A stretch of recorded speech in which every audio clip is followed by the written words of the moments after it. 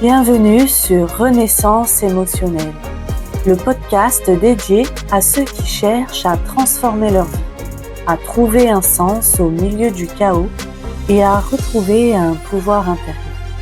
Je suis Émilie Monté, neuropraticienne de la Scamden et entrepreneur dans le monde du bien-être émotionnel. Et si, derrière chacune de tes peurs, se cachait un désir? Bonjour à toi. Aujourd'hui, j'avais envie de faire un épisode un peu différent. Un épisode plus doux et plus introspectif aussi. Il y a quelques jours, je suis tombée sur un texte de Jack Salomé. Dans le livre Conte à guérir, conte à grandir. Et ce texte m'a profondément touchée. Je vous invite vraiment à trouver ce livre et à le lire, car petits et grands, il est vraiment source d'inspiration. Le texte en question m'a touchée parce qu'il parle des peurs, mais d'une manière vraiment différente de ce qu'on entend habituellement. On passe souvent notre vie à vouloir supprimer nos peurs, à vouloir les contrôler, à vouloir faire taire nos peurs ou alors à vouloir les dépasser. Mais, et si derrière chacune de nos peurs se cachait en réalité quelque chose de profondément vivant? Je vais vous en lire un petit extrait. Il est venu vers moi, raconta-t-il, m'a pris les 2 mains dans les siennes et m'a chuchoté. Derrière chaque peur, il y a un désir. Il y a toujours un désir sous chaque peur, aussi petite ou aussi terrifiante soit-elle. Il y a toujours un désir, sache-le. Il avait sa bouche tout près de mon oreille et il sentait le pain d'épices, confirma l'enfant. Il m'a dit aussi: nous passons notre vie à cacher nos désirs. C'est pour cela qu'il y a tant de peur dans le monde. Mon unique travail et mon seul secret, c'est de permettre à chacun d'oser retrouver, d'oser entendre et d'oser respecter le désir qu'il y a en lui sous chacune de ses peurs. Quand j'ai lu ça, je me suis arrêtée. Parce qu'en réalité, en psychologie et en neurosciences, ça a énormément de sens. Très souvent, nos peurs ne sont pas le problème, elles sont une protection.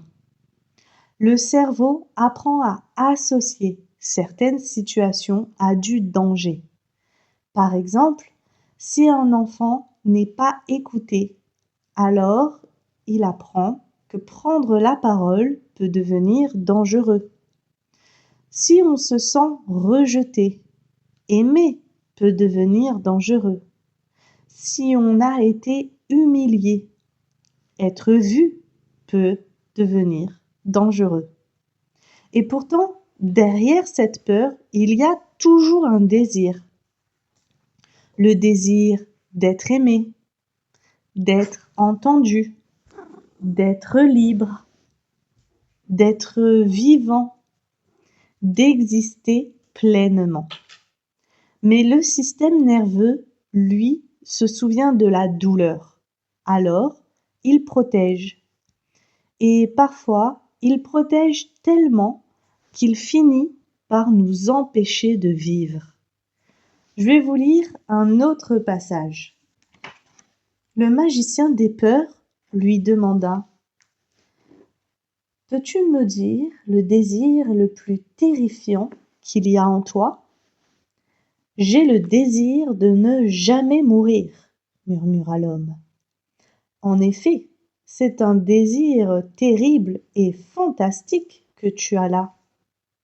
Puis, après un long silence, le magicien des peurs suggéra: Et quelle est la peur qu'il y a en toi derrière ce désir?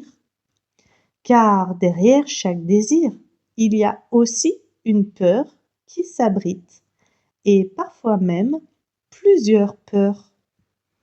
L'homme dit d'un seul trait: j'ai peur de ne pas avoir le temps de vivre toute ma vie. Et quel est le désir de cette peur? Je voudrais vivre chaque instant de ma vie de la façon la plus intense, la plus vivante, la plus joyeuse, sans rien gaspiller. Voilà donc ton désir le plus redoutable, murmura le magicien des peurs. Je trouve ce passage extrêmement fort, parce qu'il montre quelque chose d'essentiel. Parfois, nos plus grandes peurs cachent nos plus grands élans de vie. La peur de l'abandon peut cacher un immense désir d'amour. La peur de changer peut cacher un immense désir de liberté. La peur de se tromper peut cacher un immense désir de vivre pleinement. Et souvent, on se juge pour cette peur. On se dit: je suis trop sensible, je réfléchis trop, je bloque pour rien. Alors qu'en réalité, le cerveau essaye simplement de protéger quelque chose de précieux, quelque chose qui compte profondément pour nous. Et peut-être que la vraie question n'est pas comment supprimer mes peurs, mais plutôt qu'est-ce que cette peur essaye de protéger? Quel désir se cache derrière elle? Alors aujourd'hui, j'ai envie de te laisser avec quelques questions. Prends un instant et demande-toi: derrière ma plus grande peur, quel est le désir que je n'ose peut-être pas regarder? Qu'est-ce que j'aimerais profondément vivre si je n'avais pas peur? Est-ce que certaines de mes protections m'empêchent aujourd'hui de me sentir pleinement vivante? Et parfois, la guérison ne commence pas quand un combat prend fin au niveau de sa peur, mais quand on commence à écouter ce que la peur essaye de nous dire. Si ce sujet résonne en toi, j'ai créé un atelier qui s'appelle Ressentir pour exister. Un atelier pour apprendre à écouter ton corps, tes émotions, ton système nerveux et comprendre ce qui se joue réellement derrière tes réactions, tes blocages et tes ressentis. Je te mets le lien en description. En attendant, partage-moi ton ressenti, ton expérience, ton histoire en commentaire.